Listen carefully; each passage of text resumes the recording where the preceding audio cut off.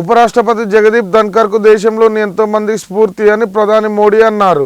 రాజ్యసభ చైర్మన్గా తొలిసారి బాధ్యతలు చేపట్టిన ధన్కర్కు ఆయన శుభాకాంక్షలు తెలిపి G20 బాధ్యతలు చేపట్టిన సమయంలో పార్లమెంట్ సమావేశాలు జరుగుతున్నాయని మోడీ అన్నారు.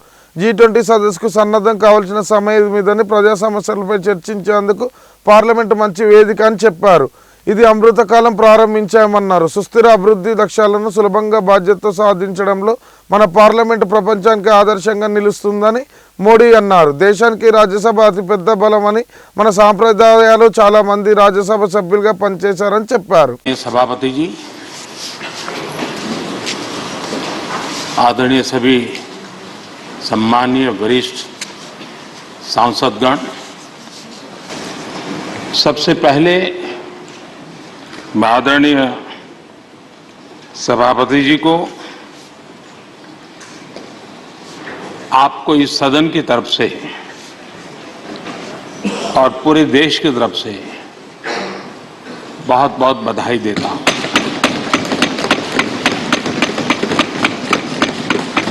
आपने एक सामान्य परिवार से आकर के संघर्षों के बीच जीवन यात्रा को आगे बढ़ाते हुए आज जिस स्थान पर पहुंचे हैं वो देश के कई लोगों के लिए अपने आप में एक प्रेरणा का कारण है। इस उच्च सदन में इस गरिमामय आसन को आप सुशोभित कर रहे हैं और मैं कहूंगा कि किठाना के लाल उनकी जो उपलब्धियां लोग देश देख रहा है तो देश की खुशी का ठिकाना नहीं है।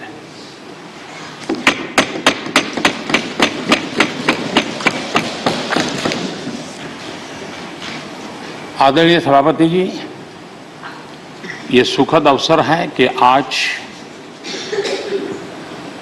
आर्म फोर्सेस फ्लैग डे भी है।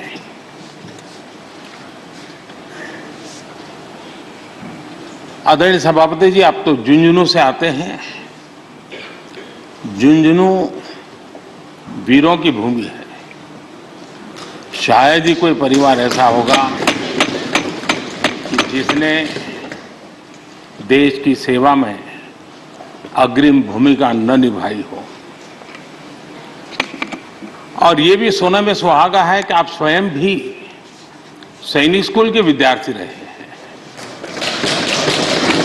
तो किसान के पुत्र और सैनिक स्कूल के विद्यार्थी के रूप में मैं देखता हूं कि आप में किसान और जवान दोनों समाहित हैं।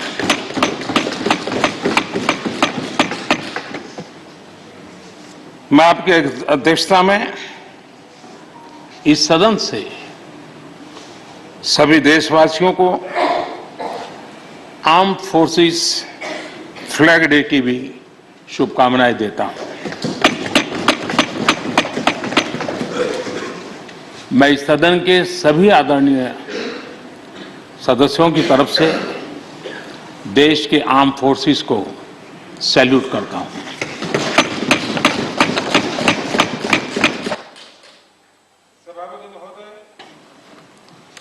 आज संसद का ये उच्च सदन एक ऐसे समय में आपका स्वागत कर रहा है जब देश दो महत्वपूर्ण अवसरों का साक्षी बना है।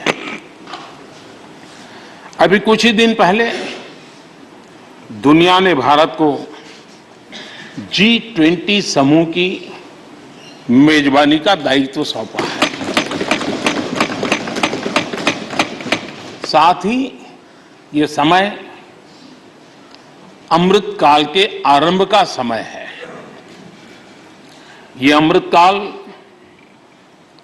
एक नए विकसित भारत के निर्माण का कालखंड तो होगा ही, साथ ही भारत इस दौरान विश्व के भविष्य की दिशा तय करने में भी बहुत अहम भूमिका निभाएगा। आदरणीय सभापति जी, भारत की इस यात्रा में हमारा लोकतंत्र, हमारी संसद, हमारी संसदीय व्यवस्था, उसकी भी एक बहुत महत्वपूर्ण भूमिका रहेगी। मुझे खुशी है कि इस महत्वपूर्ण कालखंड में उच्च सदन को आपके जैसा सक्षम और प्रभावी नेतृत्व मिला है। आपके मार्गदर्शन में हमारे सभी सदस्यगण अपने कर्तव्यों का प्रभावी पालन करेंगे। ये सदन देश के संकल्पों को पूरा करने का प्रभावी मंच बनेगा। आदरणीय सभापति महोदय, आज आप संसद के उच्च सदन के मुखिया के रूप में अपनी नई जिम्मेदारी का औपचारिक आरंभ कर रहे हैं। इस उच्च सदन के कंधों पर भी जो जिम्मेदारी है, उसका भी सबसे पहला सरोकार देश के सबसे निचले पायदान पर खड़े सामान्य मानवीय के हितों से ही जुड़ा है। इस कालखंड में देश अपने इस दायित्व को समझ रहा है और उसका पूरा जिम्मेदारी से पालन कर रहा है। आज पहली बार महामहिम राष्ट्रपति श्रीमती द्रौपदी मुर्मू के रूप में देश की गौरवशाली आदिवासी विरासत हमारा मार्गदर्शन कर रही है। इसके पहले भी श्री रामनाथ कोविंद जी ऐसे ही वंचित समाज से निकलकर देश के सर्वोच्च पद पर पहुंचे थे और अब एक किसान के बेटे के रूप में आप भी करोड़ों देशवासियों की, गांव, गरीब और किसान की ऊर्जा का प्रतिनिधित्व कर रहे हैं।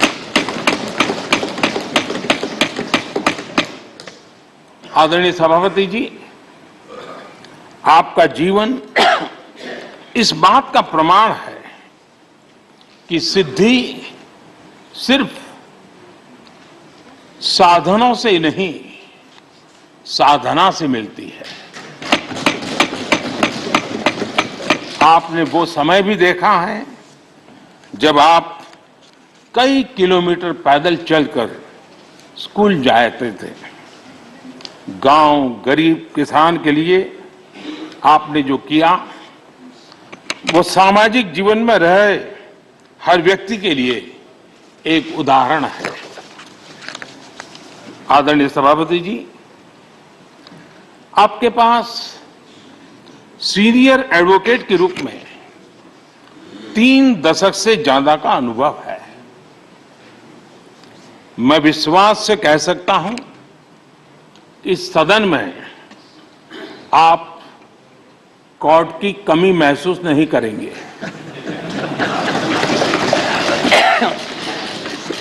क्योंकि राज्यसभा में बहुत बड़ी मात्रा में वो लोग ज्यादा हैं जो आपको सुप्रीम कोर्ट में मिला करते थे और इसलिए वो मूड और मिजाज भी आपको यहां पर जरूर अदालत की याद दिलाता रहेगा। आपने